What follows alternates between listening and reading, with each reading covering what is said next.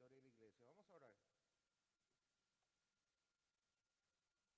Oh Señor, te damos gracias por darnos el privilegio de poder reunirnos aquí con tu pueblo para adorarte, Señor, estudiando tu palabra, estudiando tus obras, tu providencia, tu fidelidad para con tu pueblo. Porque entendemos, Señor, que la iglesia no inició en el siglo XXI, sino que hace 2000 años que tú estás con ella, guiándola, preservándola, cumpliendo tus propósitos, oh Señor, conforme a tus decretos eternos. Ayúdanos a poder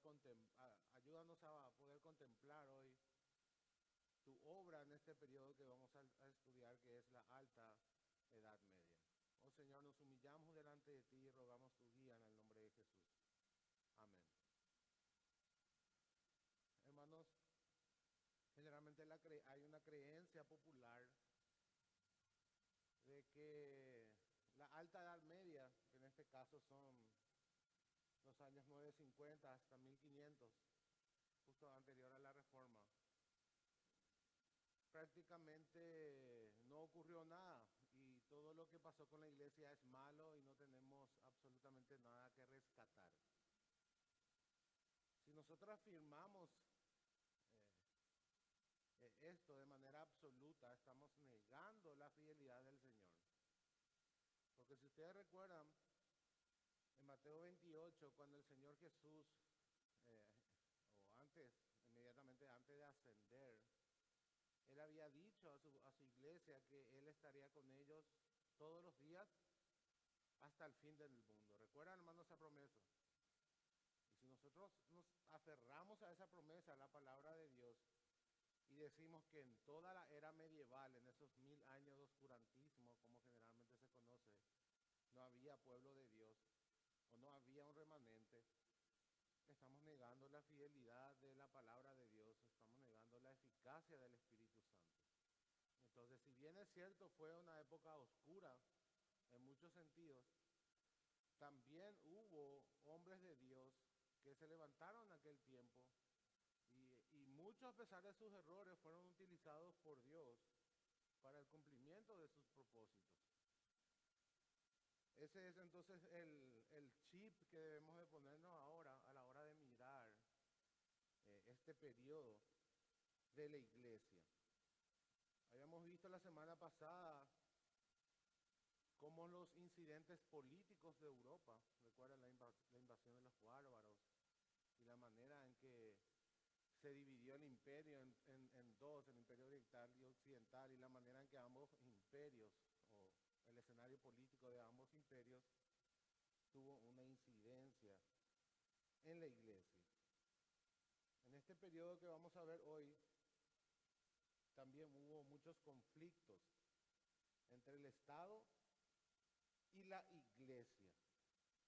La iglesia había ocupado ese vacío político en Occidente a causa del caos producido por los bárbaros, los pequeños reinos bárbaros que se fueron levantando y que al final fueron unificados por Carlos Magno en los años 800 aproximadamente, y en donde un evento marcó un precedente. Recuerda que habíamos dicho que fue el Papa el que había nombrado emperador a Carlos Magno en un acto.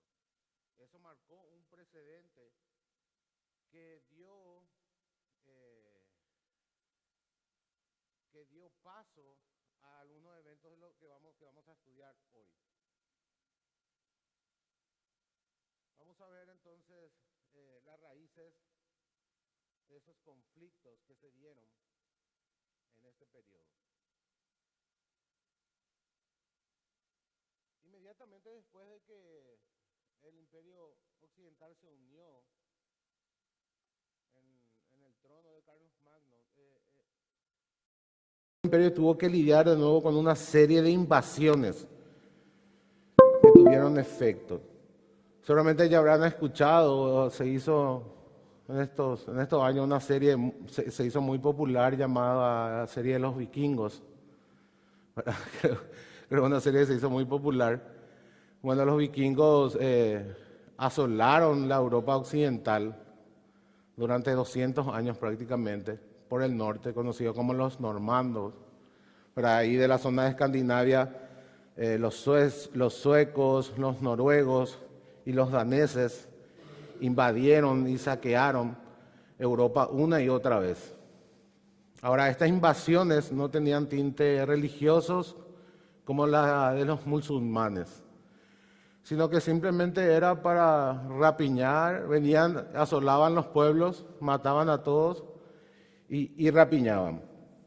También no todos los musulmanes invadían Europa con tinte espiritual, también había piratas musulmanes, que eran los sarracenos, que atacaban por el sur, que eran unos vikingos más, ¿verdad? Venían, asolaban, robaban y se iban en barco, también lo hacían por medio del mar.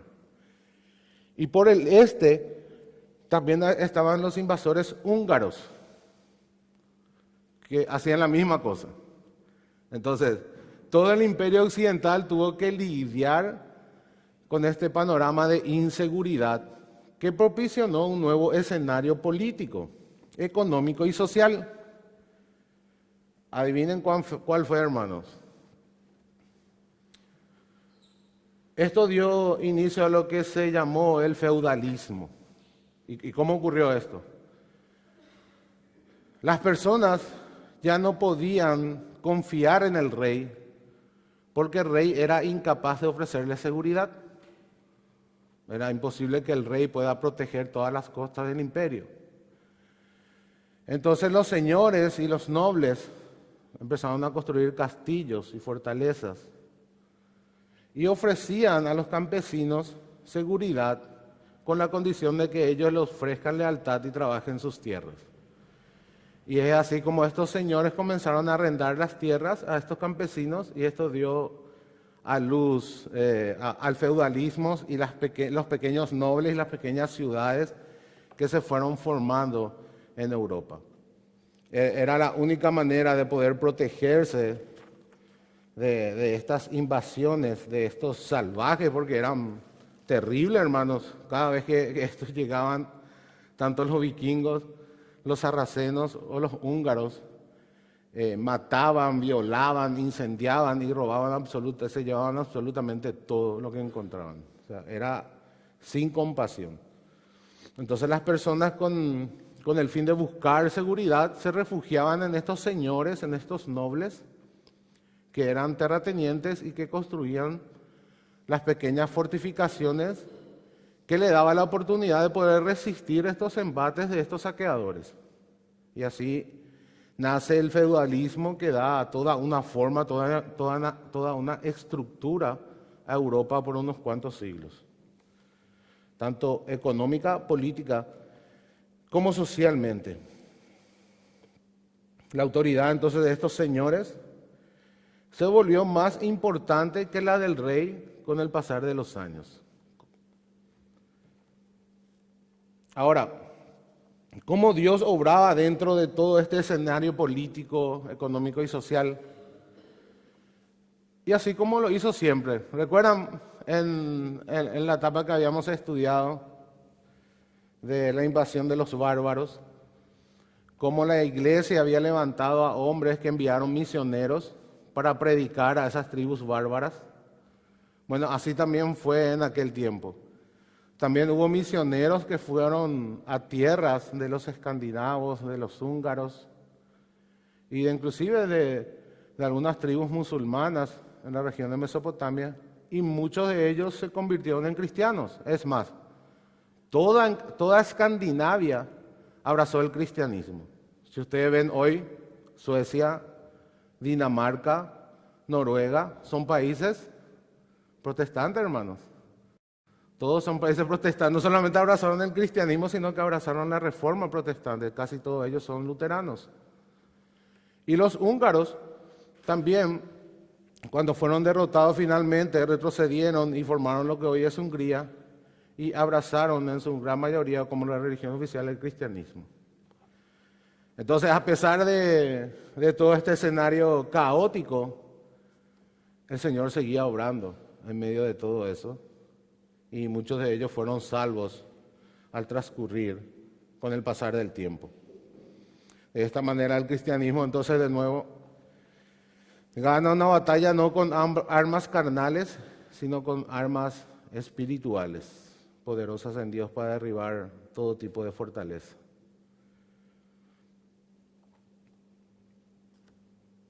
Ahora, con relación al conflicto de nuevo entre Estado e Iglesia, tenemos en esta etapa que este feudalismo también afectó a la Iglesia lastimosamente, ¿verdad? El rey era el dueño de la tierra, el rey arrendaba a los señores feudales alquilaban otra vez a los nobles, y los nobles de nuevo lo hacían con los campesinos. Ese era el modelo feudal de aquel tiempo.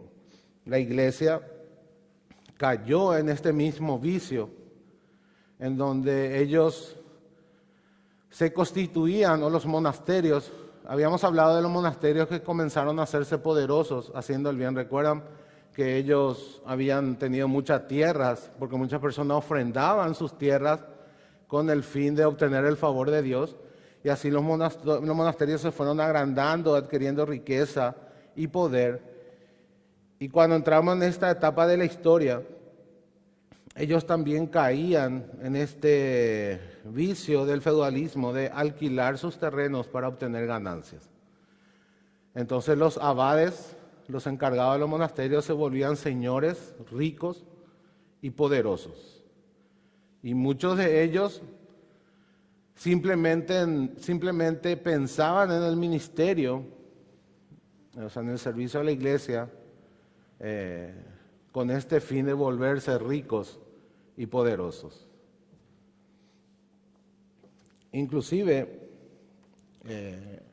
los reyes, los que tenían posición de autoridad, vendían estos lugares a las familias con este propósito. O sea, vos podías comprar de repente un arzobispado o un monasterio y luego por el precio que habías pagado al señor o al rey, comenzabas a vender para recuperar y para hacer un negocio de los monasterios y de todo lo que tenía que ver con el ministerio de la iglesia. Todo esto se llamó la controversia de la investidura, en donde la iglesia pasó a ser simplemente un esclavo del Estado. O sea, el Estado tenía absoluto poder, vendía a quien quería, los arzobispados, los monasterios, todo lo que tenía que ver con la iglesia era manejado por el Estado y ellos vendían a quien quería. Aquí también se practicó lo que se conocía como la simonía.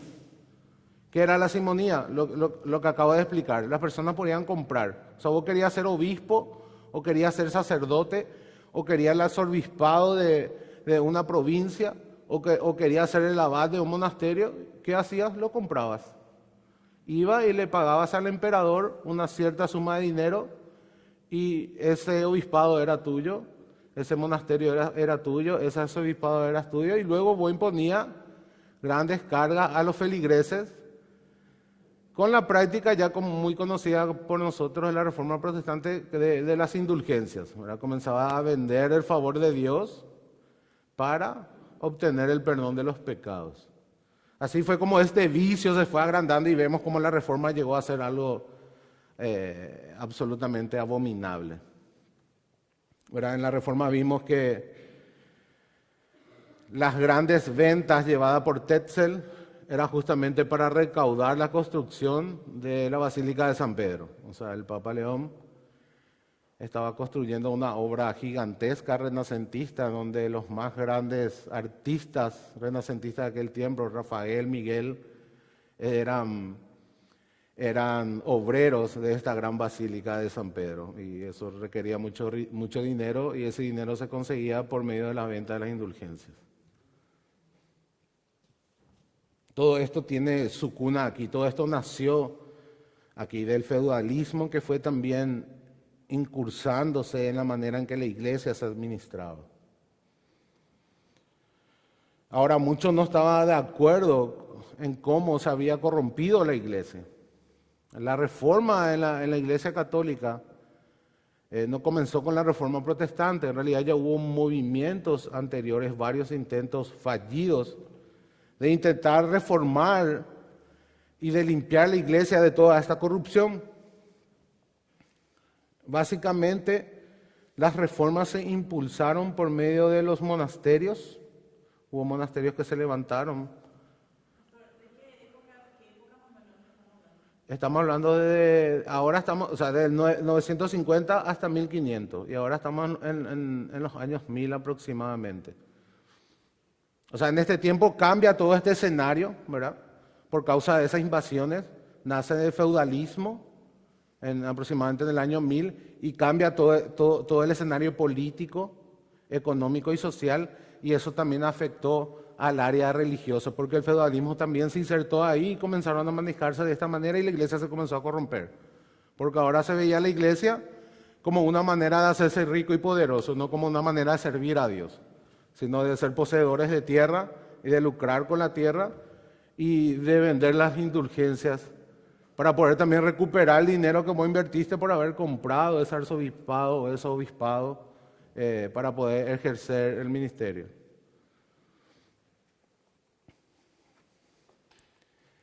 Y esto se llamó como la controversia de la investidura. O sea, los reyes tenían el poder de nombrar obispos y de nombrar oficiales de la iglesia. Y allí es donde se prestó a la venta de estos cargos. Era como cargos políticos hoy, hermanos. O sea, hoy si vos querés ser político por un partido colorado tradicional, tenés que poner una buena plata para poder entrar y poder ocupar un lugar. Y evidentemente luego cuando tenés un puesto político vas a querer recuperar todo lo que invertiste primero y también sacar ganancias, ¿verdad? Lastimosamente, hasta hoy se maneja así la política.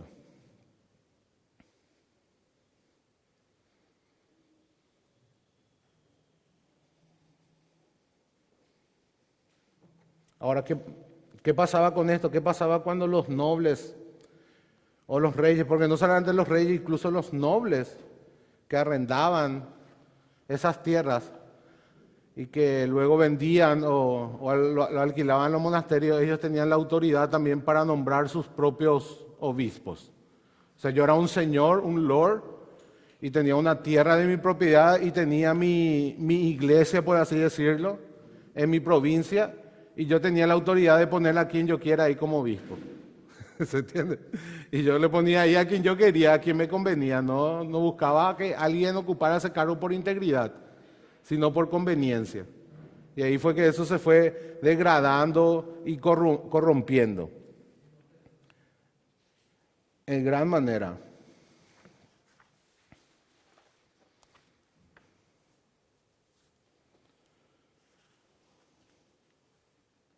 En los siglos 10 y 11, o sea, en los siglos 900 y 1000, en los años 900 y 1000, surgió de nuevo un enfrentamiento entre el papado y el imperio.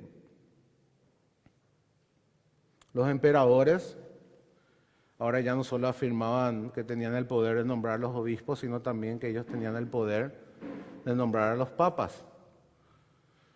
Ellos decían que eso era una autoridad del emperador. Evidentemente a los papas esto no les gustó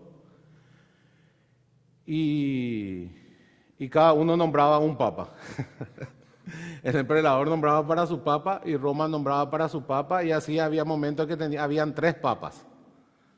Y inclusive en los años 1300 y cerca de 1400 hubo un cisma que se conoce como la cautividad babilónica. ¿Qué quiere decir esto? Que el emperador de Francia, que era el emperador más poderoso en aquel tiempo, nombró un papa y mudó la sede a la ciudad de Aviñón. O sea, ahora la sede del Vaticano ya no era más Roma, sino que fue Aviñón por un periodo de 70 años aproximadamente. Y eso se conoció como la cautividad babilónica. Y evidentemente ese fue el periodo más oscuro de la iglesia, Aunque había todavía un papa en Roma y estaban los papas en Albiñón, algunos se llamaban antipapas y otros papas, pero en realidad los dos estaban ejerciendo el papado y cada uno tenía sus séquitos y sus seguidores. Ahora en Francia eran todos puestos por el emperador y simplemente con este propósito de poder adquirir poder y riqueza, practicando la simonía. Y esto significó, hermano, una degradación total. Inclusive habían sacerdotes que ni siquiera sabían leer ni escribir. Una ignorancia total agarró a prácticamente toda la iglesia y fue un caos muy vergonzoso, la verdad. Había momentos que teníamos 2 papas, había momentos que teníamos 3 papas y cada uno afirmaba ser el legítimo. Hasta que el mismo emperador puso fin convocando a un sínodo, a un concilio en Worms, y se eligió a un nuevo papa.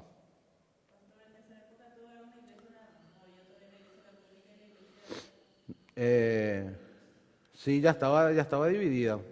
¿Te acordás que con Constantino ya se había dividido el imperio en el sentido de que había 2 capitales? En el tiempo de Constantino, él mismo había llevado la capital a Constantinopla. Entonces, de ese momento ya había 2 iglesias. Ahora estamos simplemente mirando el campo occidental, el campo de Occidente. O sea, que esto es lo que nos está pasando con Occidente, porque Occidente es lo que tuvo más influencia para nosotros. Para nosotros somos hijos de Occidente. Y todo lo que estoy comentando ahora es en Europa, o sea, es occidental. Estamos hablando de la iglesia occidental.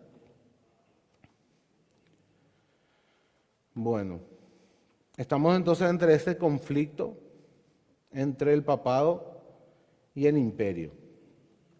Allá por el año 1040, Enrique III se convirtió en el emperador del Sacro Imperio Romano y él es el que puso fin a esta puja, ¿verdad?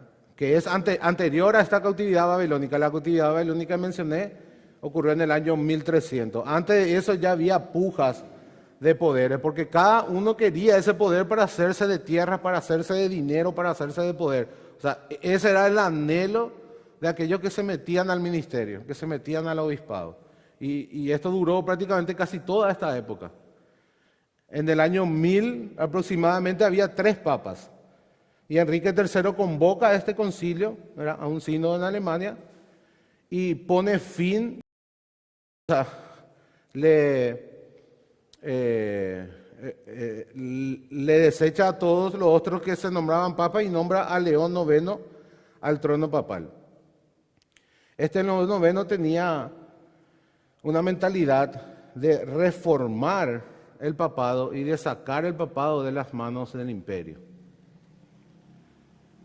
León IX no aceptó el nombramiento del emperador como algo válido. ¿Y qué hizo? Se fue caminando descalzo y con harapos hasta Roma, desde Alemania, terminado en concilio, y él decía que el pueblo romano y los sacerdotes romanos son los que tenían que nombrarle a él como papa, y si eso no ocurría, él no iba a aceptar el cargo. Entonces esto verdaderamente tuvo un impacto en los sacerdotes porque veían una cierta piedad en él. Él era un hombre piadoso en ese sentido, estaba buscando una reforma sincera y rescatar a la iglesia de toda esta corrupción en la cual ella estaba metida. Estos fueron los intentos que hubo de reformar. El fin fue elegido por el clero romano y también por el pueblo. Luego de morir el emperador Enrique III, hubo un nuevo papa llamado Nicolás II, que promulgó el decreto de la elección papal. Eso es lo que vemos hasta ahora, hermanos. ¿Cuál es el decreto de la elección papal? Que debían de juntarse algunos cardenales de nombre, ¿verdad?, de testimonio, y que es la iglesia misma la que debe de elegir para su papa, y no los emperadores.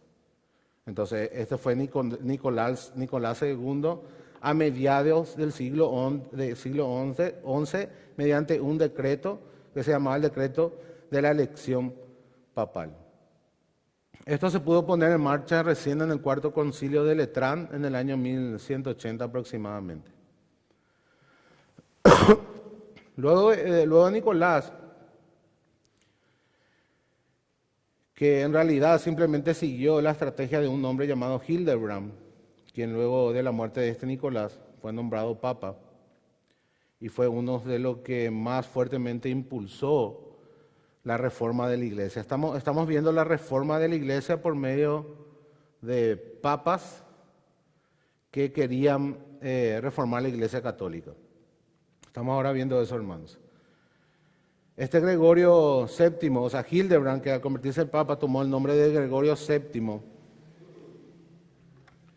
fue una persona que trabajó durísimo para desarraigar a la iglesia de toda esta corrupción, de toda esta simonía, de toda injerencia de los emperadores y de los nobles y de los señores en la iglesia. Buscó rescatar el papado de la posición de servidumbre degradante que había alcanzado bajo sucesivas guerras feudales en Italia.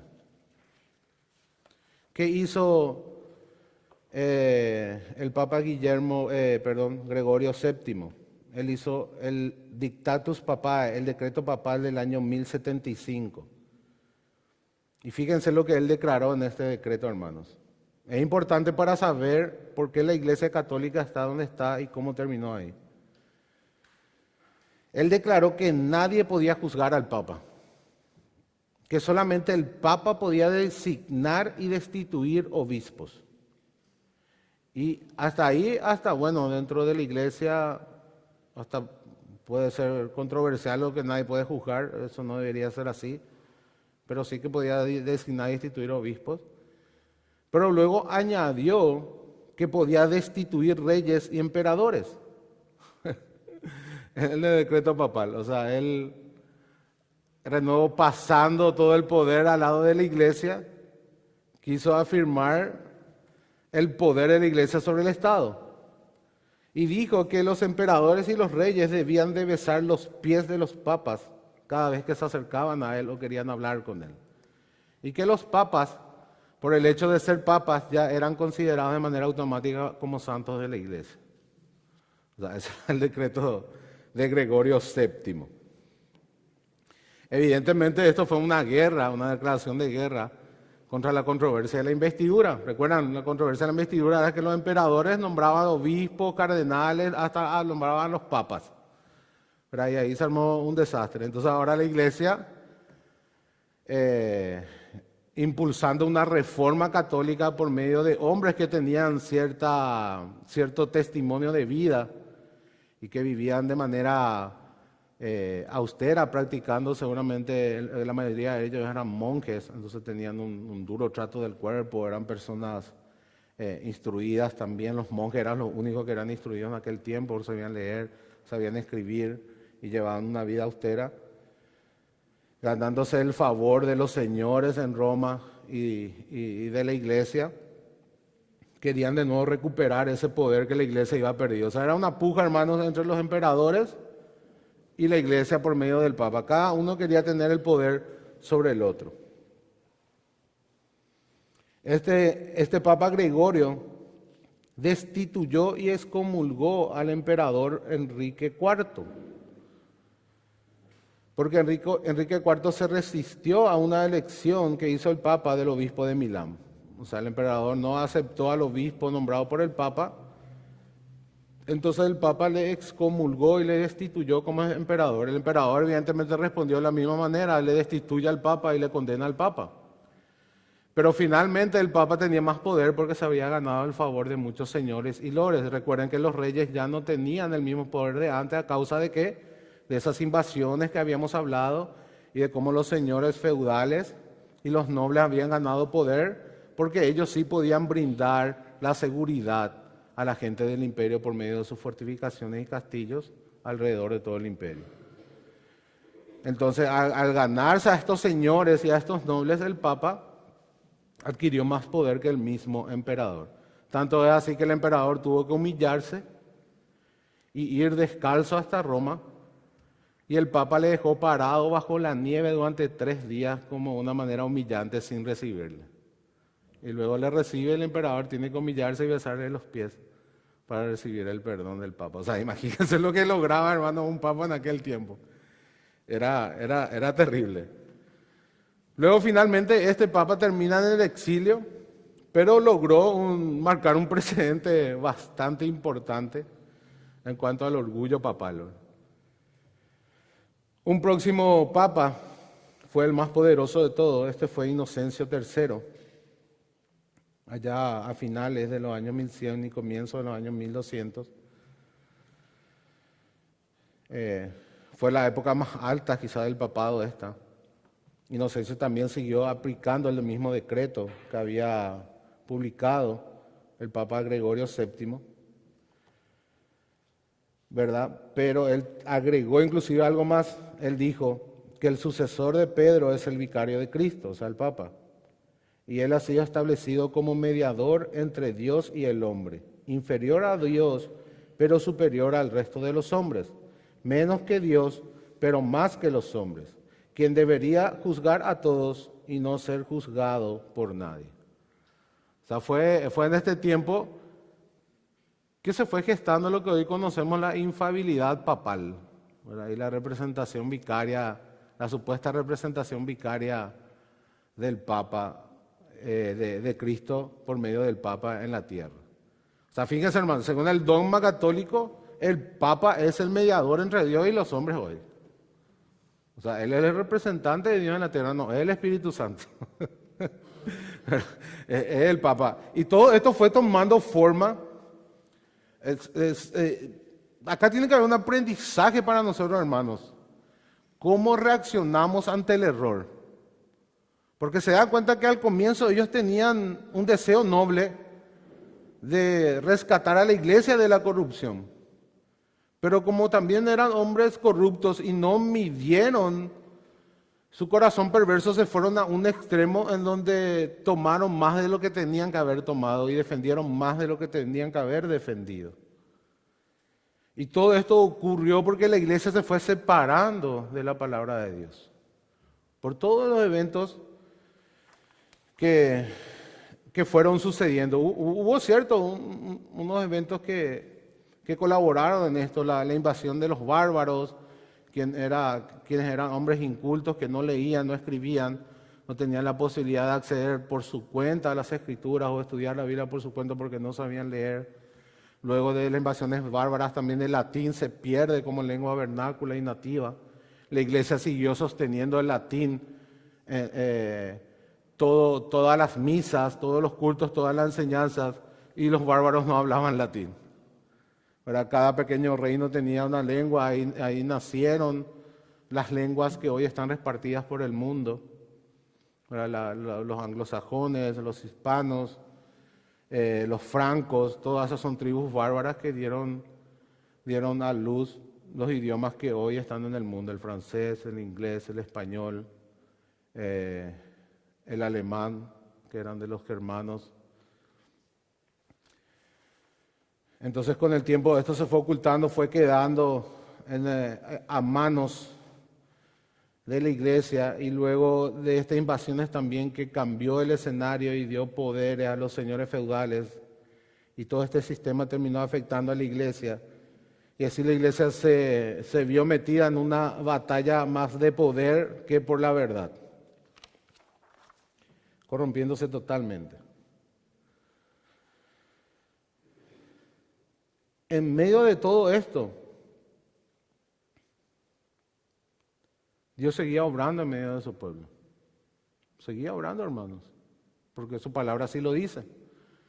Que no haya demasiada evidencia no quiere decir de que Dios no haya obrado en medio de esto. Hubieron muchos monjes que tenían intenciones reales de reformar a la iglesia, que veían todo esto como una abominación, como una blasfemia ante el Señor, y tenían el deseo sincero de que la iglesia sea rescatada de toda esta corrupción. Incluso los reformadores, tanto Lutero como Calvino, ellos no tenían la intención de salir de la iglesia católica.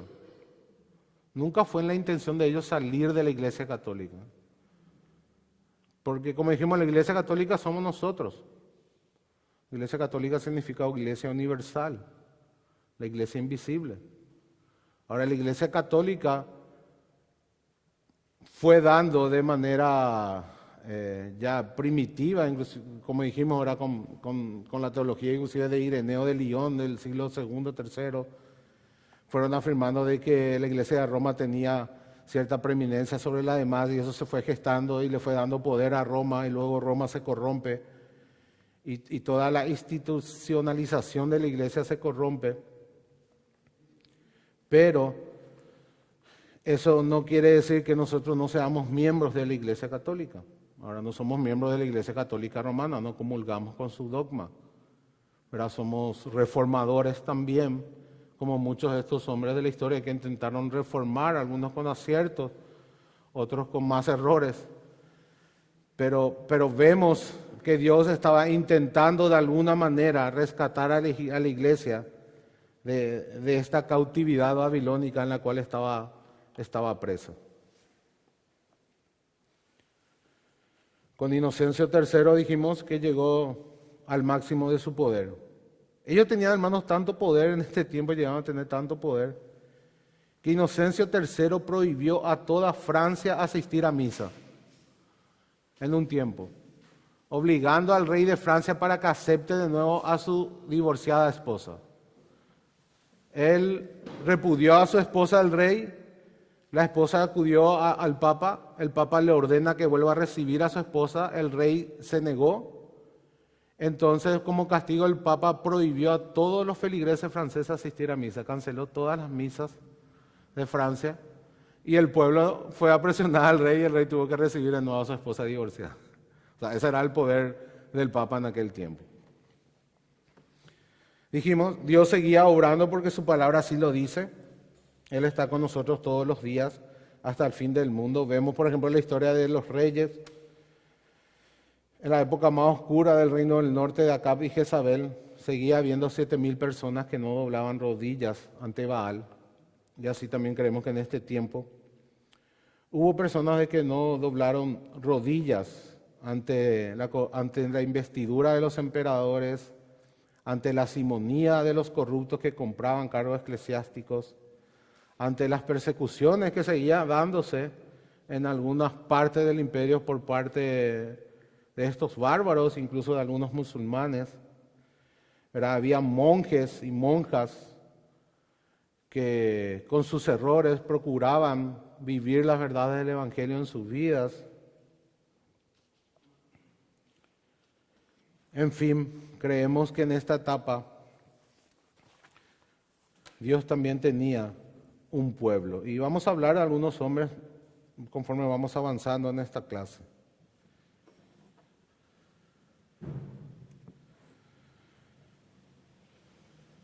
Tenemos también el tema de las cruzadas que comenzó en este periodo.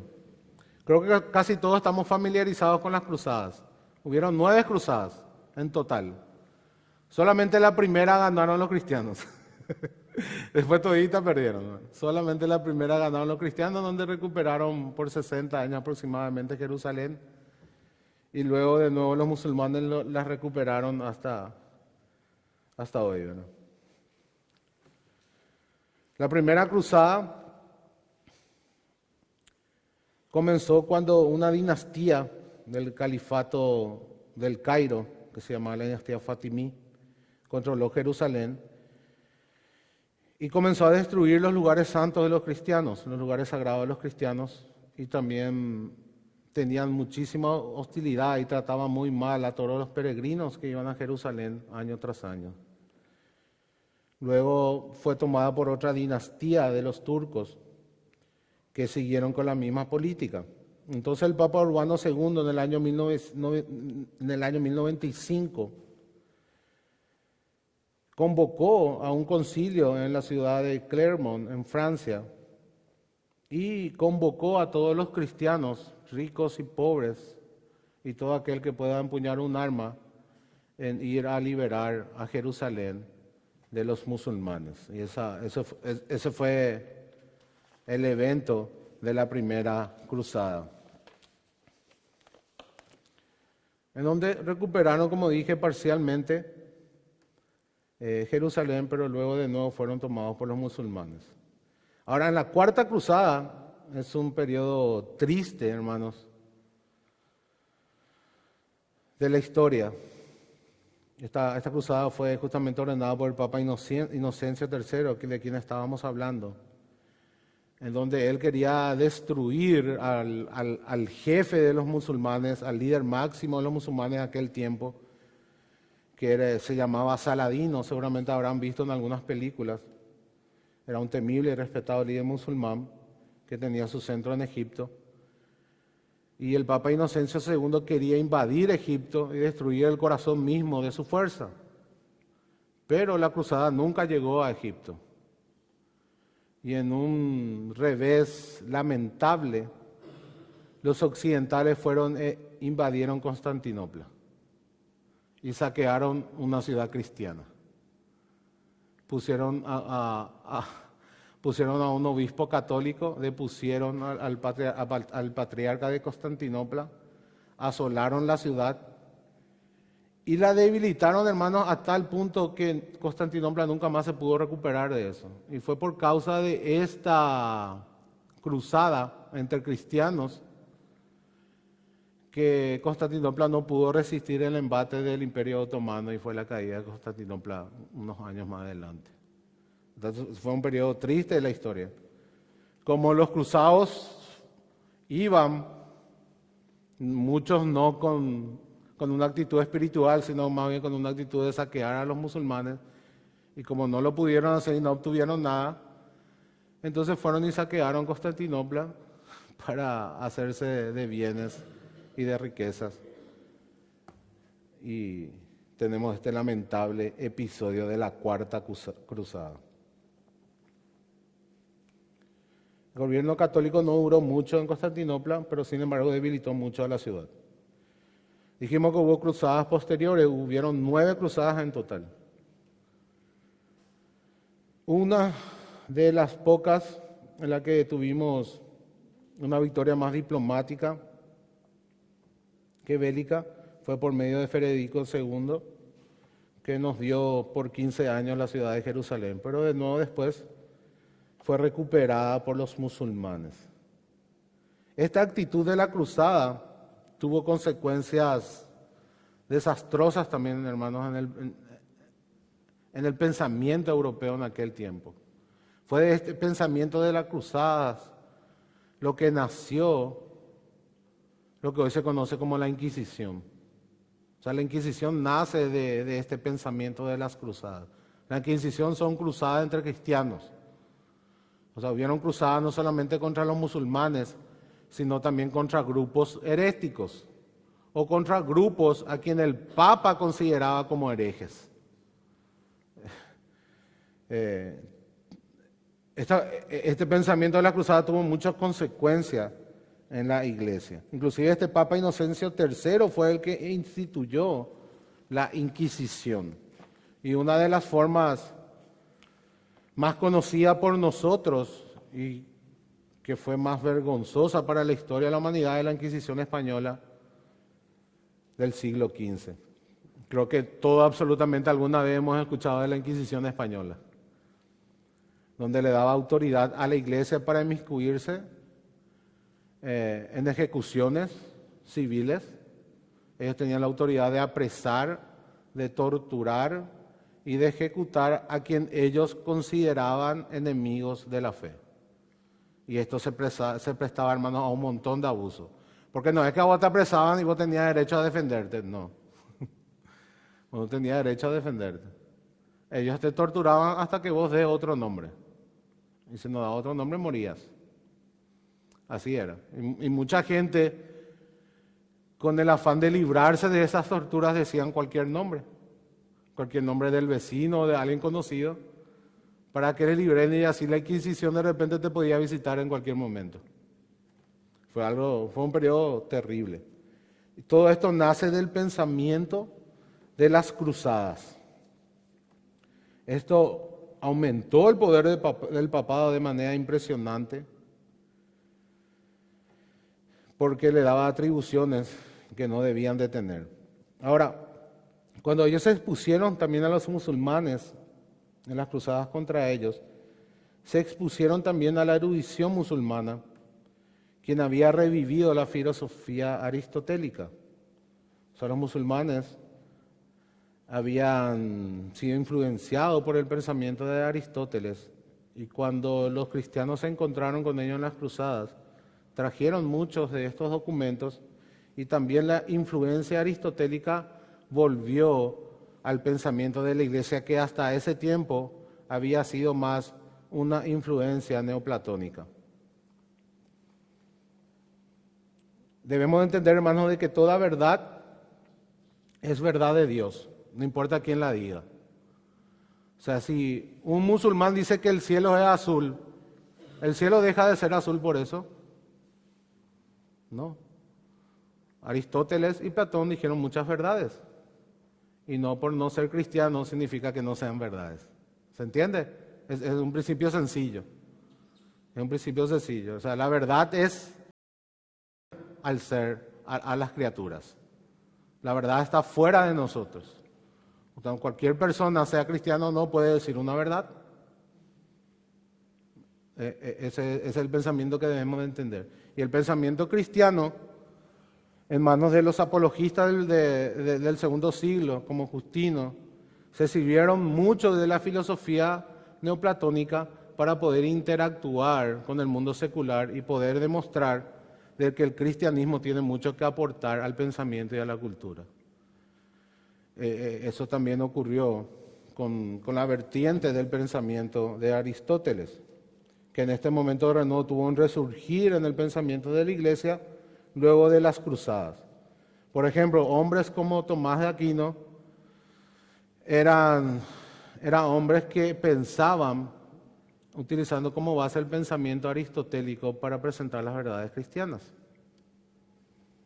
Ahora, con Tomás de Aquino hay mucha controversia, porque algunos protestantes dicen que hizo más daño que bien y otros dicen que de Tomás de Aquino dio muchas cosas buenas al pensamiento cristiano. Entre ellos, por ejemplo, está el teólogo muy conocido por todos nosotros, que es R.C. Sproul, quien constantemente solía defender a Tomás de Aquino de las falsas acusaciones que según él eran porque no interpretaban correctamente a Tomás de Aquino.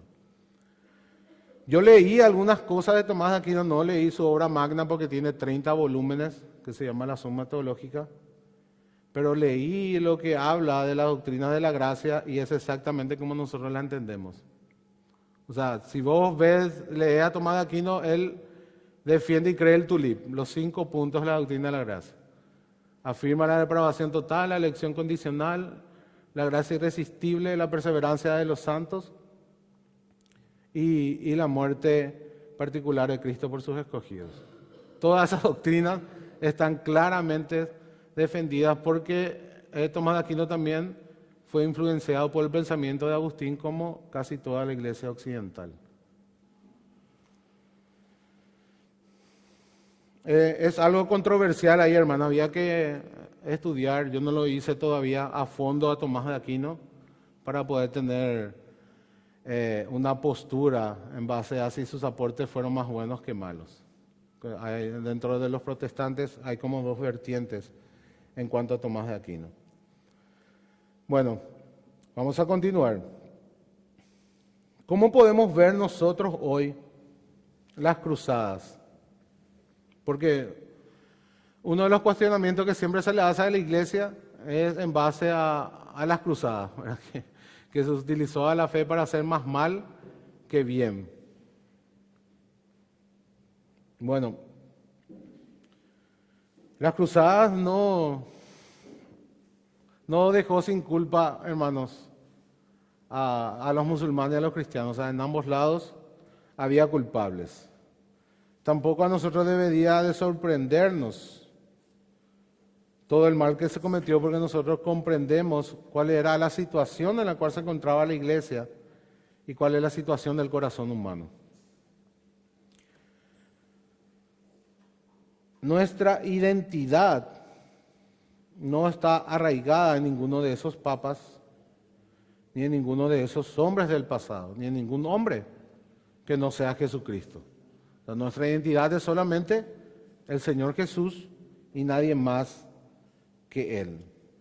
Y nosotros debemos de entender las cruzadas en el contexto en el cual se dieron, ¿verdad? Eso es lo que debemos de comprender. O sea, ¿cuál era el contexto de aquel tiempo? Era la corrupción que había en la iglesia, en el Estado, eran los juegos de poder, era la confusión acerca de cómo ser salvos, ¿verdad? Porque dijimos que había una influencia del movimiento monástico, y el movimiento monástico era un movimiento semipelagiano, en donde veía un sinergismo en la salvación, en donde veía en que el hombre debía de colaborar para ser salvo, para poder obtener la salvación. Dijimos que el semipelagianismo decía de que el hombre tenía la iniciativa en la salvación y que Dios cooperaba para ser salvo. Entonces eso impulsaba a los hombres a buscar méritos, a tratar duramente el cuerpo, el entendimiento también casi gnóstico de entender que la materia era mala y el espíritu era bueno, entonces el cuerpo debe ser tratado de manera duramente. Todo esto había influido en el movimiento monástico y había dado un entendimiento incorrecto de la doctrina de la salvación. Todo eso era el contexto que rodeaba a todos estos eventos. A pesar de eso y a pesar de los errores, hubo intentos de librar a la iglesia de la garra del Estado. También tenemos otro movimiento, era conocido como la Reforma Conciliar o los concilios. Así como en los primeros tiempos de la iglesia quiso volver otra vez a retomar a esta práctica de reunir a los concilios para tratar los debates teológicos y los problemas de la iglesia. Esto parecía algo bueno, ¿verdad? Quitar el poder de una sola persona que se había declarado de que nadie lo podía juzgar y que podía hacer prácticamente lo que quería, no solo con la iglesia, sino con el imperio. Que se hayan propuesto los concilios parecía algo bueno. Y entre estos concilios hubieron dos que fueron más importantes, aunque voy a mencionar uno tercero. También, por ejemplo, el segundo concilio de Nicea, que dijo que era aceptable involucrar imágenes en la adoración, pero luego en otro concilio convocado por el emperador fueron de nuevo cancelados. Ahora, los dos concilios más grandes de este tiempo son el cuarto concilio de Letrán, en el año 1215. Y es en este concilio que se incluye la famosa doctrina de la transubstanciación. ¿Saben, hermanos, lo que es la doctrina de la transubstanciación? La doctrina de la transubstanciación es lo que practica hoy la Iglesia Católica en cada misa. ¿Qué es lo que dice la Iglesia Católica con la doctrina de la transubstanciación? Que el pan, la hostia y el vino se convierten de una manera mística en el cuerpo y la sangre de Cristo. O sea, cada domingo en misa, Cristo es de nuevo crucificado. Es por eso que lo único que vos tenés que hacer como católico es irte a la misa para recibir los beneficios de la expiación de Cristo. Vos te vas y Cristo de nuevo muere en la Eucaristía, vos sos parte de su muerte y recibís los beneficios de la redención. Eso es lo que ocurre cada domingo en cada iglesia católica. Esta doctrina fue afirmada en 1215 en el cuarto concilio de Letrán. Entonces, si bien es cierto las doctrinas eran erradas, por lo menos ahora se intentó sacar el poder al Papa y establecer los concilios para tratar los problemas, los debates y los problemas de la iglesia. El concilio de Constanza, que fue a comienzos de los años 1400, fue el otro concilio de gran importancia. Este concilio es el que puso fin a la cautividad babilónica. Recordamos que dijimos que hubo la cautividad babilónica donde el emperador mudó la sede del Vaticano a la ciudad de Aviñón de Francia.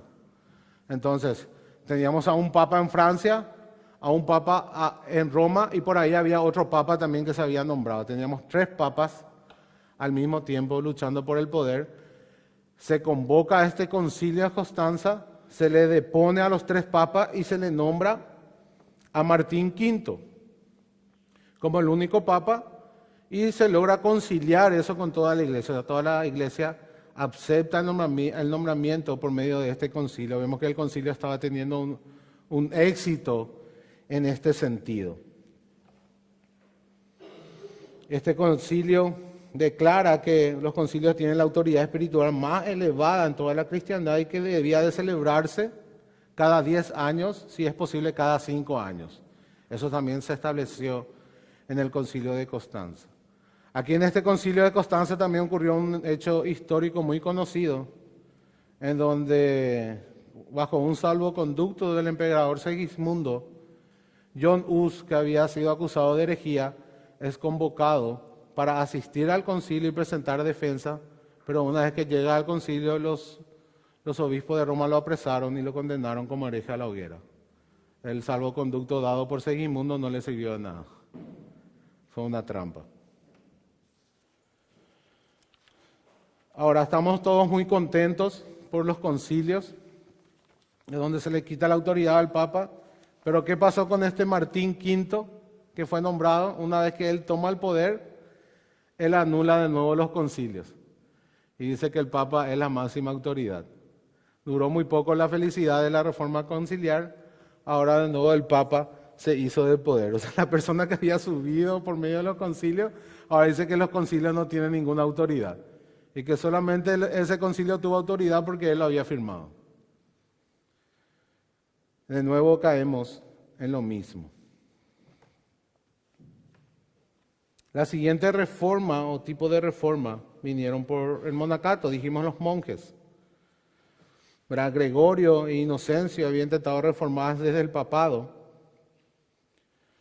pero la mayor reforma verdadera vino por medio de los monasterios, vino desde abajo. Y tenemos 3 órdenes en este periodo que fueron muy importantes: la orden de Cluny, la orden de Cister y la orden de los franciscanos, que hasta hoy existen. Hoy acá inclusive en Paraguay tenemos una de estas órdenes que son los franciscanos. En la clase pasada no había mencionado, pero había una regla, la regla de Benedicto se llamaba, una obra que habría escrito San Benito, que era un monje, y que había regido todos los monasterios desde ese tiempo, inclusive hasta este tiempo. Era un libro que te decía,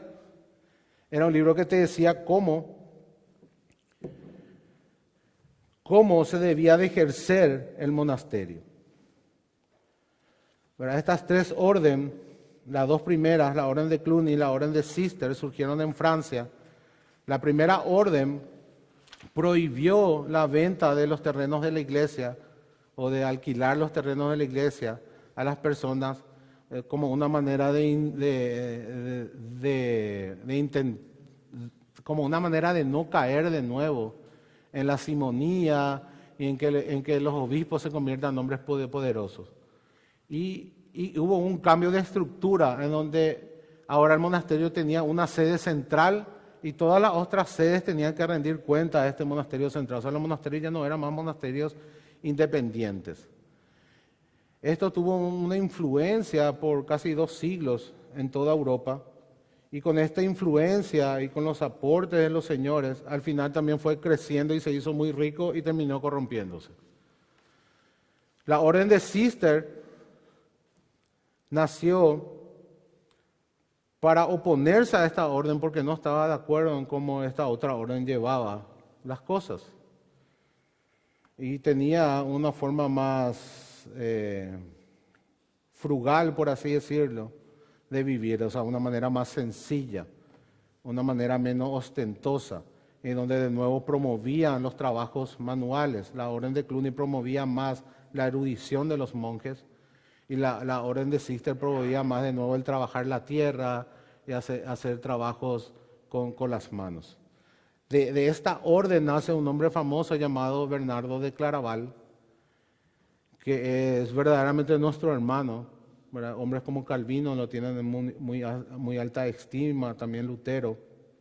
Él escribió una obra sobre el amor de Dios, donde decía básicamente que Dios debe de ser amado simplemente por lo que Él es y que debe de ser amado sin límites.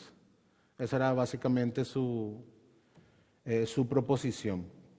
Pueden buscar, hermanos, no podemos entrar en cada detalle en cada uno de estos monasterios, simplemente vamos a estar mencionando la orden de Cluny y la orden de Cister. La orden de Cluny estaba mejor estructurada con una sede central y promovía más la erudición de los monjes. La orden de Cister nació para contradecir a esta otra orden, las dos estaban colocadas en Francia, y promovía más una vida austera, una vida sencilla y el trabajar con las manos. Luego la orden de los franciscanos fue mucho más allá. Ustedes conocen a San Francisco de Asís, quien vendió todas sus cosas y se hizo monje, y es una orden mendicante. ¿Qué quiere decir una orden mendicante? Estos monjes solamente viven de la limosna. Son medio vagos, ¿verdad? De repente no quieren trabajar ni estudiar, solamente se dedican a pedir limosna. Hasta el segundo medio que veníamos bien, ¿verdad? Pero estos ya no quieren más laburar, no quieren estudiar y se dedican a pedir limosna. Bueno, son los errores de la iglesia, hermano. Discúlpeme el vocabulario, pero es lo que me nace a interpretar este tipo de órdenes mendicantes. Después de esta reforma de los monjes, o de las órdenes de los monasterios, tenemos el escolasticismo. Y aquí en el escolasticismo es donde entra, por ejemplo, hombres como Tomás de Aquino o Anselmo de Canterbury. Estos dos hombres representaban al pensamiento más rico de la teología medieval de aquel tiempo. Por ejemplo, Anselmo de Canterbury utilizaba el principio del pensamiento neoplatónico y Tomás de Aquino se utilizaba el principio del pensamiento aristotélico, ¿verdad? Ambos con dos escuelas de pensamiento que tuvieron gran influencia en el pensamiento de la Iglesia. Dijimos que toda verdad le pertenece a Dios. Esta influencia aristotélica vino a la Iglesia por el contacto que tuvimos con los musulmanes, quienes habían de nuevo revivido a Aristóteles. Anselmo de Canterbury escribió una obra muy famosa. Ahora si pueden buscar, que se llama ¿Por qué Dios se hizo hombre? Cur Deus Homo. Es una obra clásica que hasta hoy muchos recomiendan leer. Fue Anselmo de Canterbury prácticamente el que dijo la frase de que porque Dios es un ser infinito, nuestra ofensa es infinita. Y por tanto necesitaba de un ser infinito para poder aplacar o pagar esa deuda. O sea, esa famosa frase que hoy todo el mundo usa, la dijo Anselmo de Canterbury allá por los años 1100, hace mucho, hermanos. También fue uno de los primeros apologetas que hizo un argumento ontológico acerca de la existencia de Dios, en donde básicamente afirma, si el ser más perfecto y grande en el que podemos pensar es Dios, definitivamente ese Dios debe existir, porque parte de esa grandeza y de esa perfección de la existencia. Si podemos pensar solamente en Dios como el ser más grande y más perfecto, y no podemos imaginar un ser más grande que Dios, pues ese Dios debe de existir, porque parte de la perfección y de la grandeza de la existencia. O sea, imagínense a alguien que es grande y no existe, es absurdo. Si es grande y perfecto, pues la existencia debe de ser una de sus cualidades. Ese es el pensamiento ontológico, el argumento ontológico de la existencia de Dios de Anselmo de Canterbury. Y luego tenemos a Aquino, que dijimos, ¿verdad?, que revivió la influencia aristotélica en el pensamiento cristiano. Hermanos, sus padres no querían que él se haga monje. Él se hizo monje en las órdenes de los dominicos. Su familia intentó y hizo de todo para que él no vaya a esa carrera. Inclusive le tentaron con una prostituta, le secuestraron, le ofrecieron comprarle un arzobispado y con todo eso él no aceptó y se hizo monje. O sea, imagínate que tu familia te haga eso para eliminarte, para que vos no sigas esa carrera. Bueno, él se mantuvo firme y logró finalmente y escribió una de las obras más grandes de la teología medieval, que se llama la Suma Teológica. Dijimos, tiene 30 volúmenes. Hasta hoy, Tomás de Aquino es considerado doctor de la Iglesia Católica. Uno de sus grandes aportes en el pensamiento cristiano es que presentó a Dios. Hay 5 puntos de Aquino, pero vamos a mencionar solo uno que es el más importante, es la primera causa. O sea, de que todo tiene una causa, todo efecto tiene una causa. Por tanto, el mundo también debe tener una causa, y esa causa es Dios, porque Dios es el único ser que no tiene una causa. Ese fue el pensamiento, el aporte en cuanto al argumento ontológico de Tomás de Aquino. Tomás de Aquino afirmó que por medio de la ley natural podemos llegar a la conclusión de la existencia de Dios. Y es aquí donde los protestantes están divididos. O sea, Tomás de Aquino dice que por medio de la ley natural, de la observación de la ley natural, podemos entender de que Dios existe. ¿Verdad? Podemos tener un conocimiento de Dios sin necesidad de una gracia especial. Eso es lo que afirmó. Este es el concepto de la ley natural. Aquellos que están interesados pueden adquirir un libro que se llama Introducción a la Ley Natural, que fue publicado por la editorial Teología para Vivir, que explica un poco este entendimiento, interpretando correctamente a Tomás de Aquino en cuanto al concepto de la ley natural. ¿Qué significa la ley natural y qué no significa la ley natural?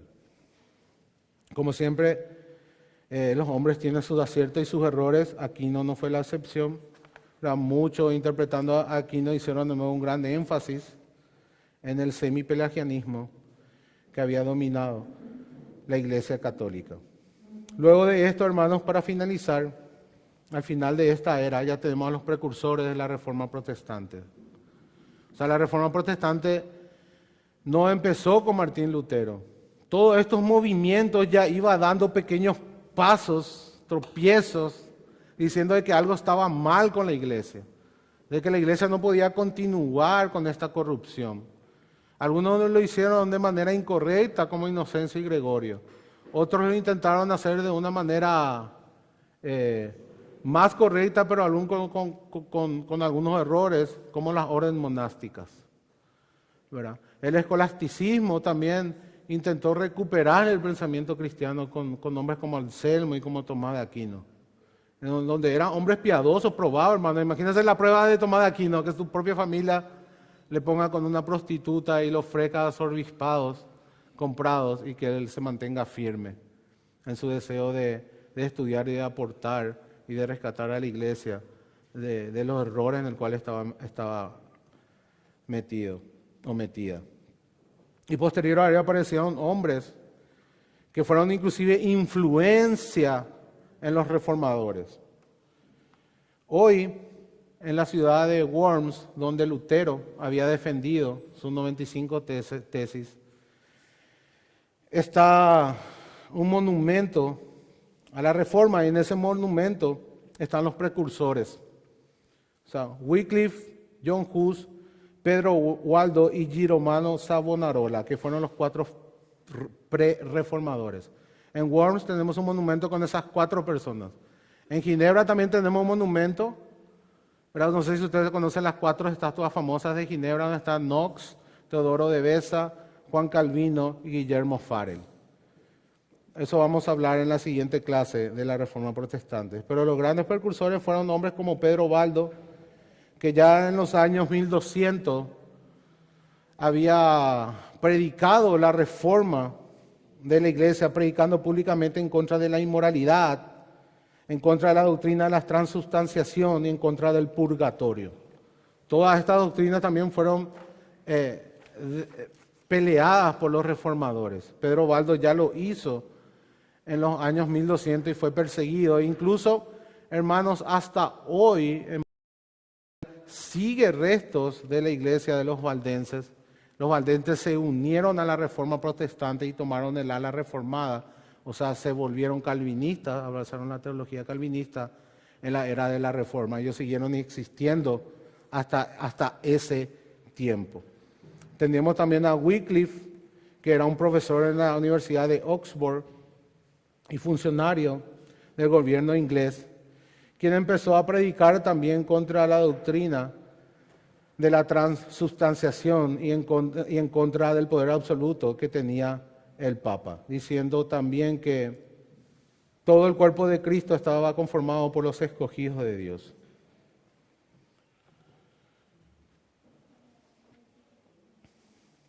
Tenemos también a John Hus. John Hus fue influenciado, hermano, por Wycliffe. Los seguidores de Wycliffe, que eran llamados los Lollardos, comenzaron a hacer la primera traducción de la Biblia al inglés. Y ellos salían por toda Inglaterra a predicar al aire libre en el idioma nativo, algo que estaba penado y prohibido en aquel tiempo. O sea, si vos te agarraban predicando la palabra de Dios en el idioma nativo, probablemente eras condenado a la hoguera por la Inquisición.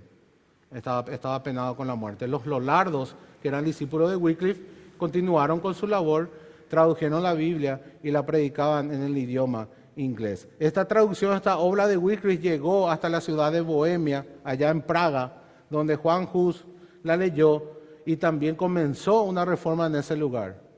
Él comenzó también a predicar contra todas estas doctrinas y el abuso de la autoridad papal. Y la misma doctrina prácticamente predicada por Wycliffe contra la transubstanciación, contra el poder absoluto del Papa de Roma, hasta que finalmente también fue llevado a la hoguera.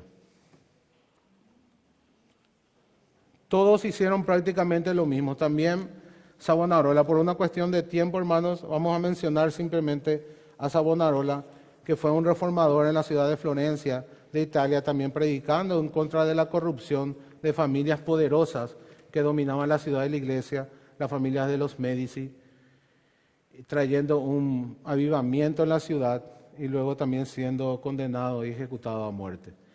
En fin, hermanos, vemos que en medio de todo este caos, así como vimos la vez pasada, Dios seguía levantando a hombres con sus aciertos, con sus errores, pero en fin, es como que la reforma protestante comenzaba a dar sus primeros atisbos por medio de las reformas conciliares, por medio de algunos monjes. Recordemos que los monjes tuvieron una influencia, hermano, de la reforma protestante, porque Lutero fue un monje de la orden de San Agustín. Él era un monje agustiniano, él fue formado en la erudición de un monasterio. O sea, todo eso tuvo y formó parte providencialmente de lo que conocemos hoy como la reforma protestante. Entonces, vemos que no es un acto accidental que ocurre de la noche para la mañana, sino que es algo que se va gestando con el tiempo.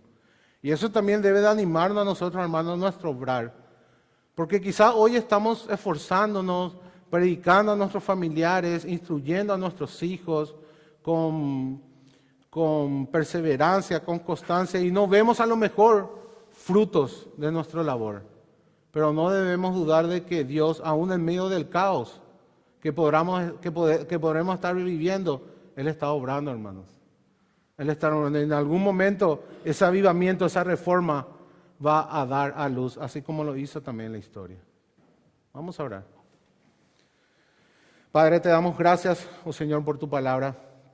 Te bendecimos, te adoramos y te rogamos que nos ayudes a mirar, oh Señor, cómo tú eres fiel a tu palabra. Y que eso produzca e incline nuestro corazón a perseverar, oh Señor, en nuestro llamado. En ser testigos en el lugar a donde tú nos pones. En seguir, Señor, perseverando hasta el fin. Predicando tu palabra y viviendo el Evangelio. En el nombre de Jesús te damos gracias y te pedimos todas estas cosas. Amén.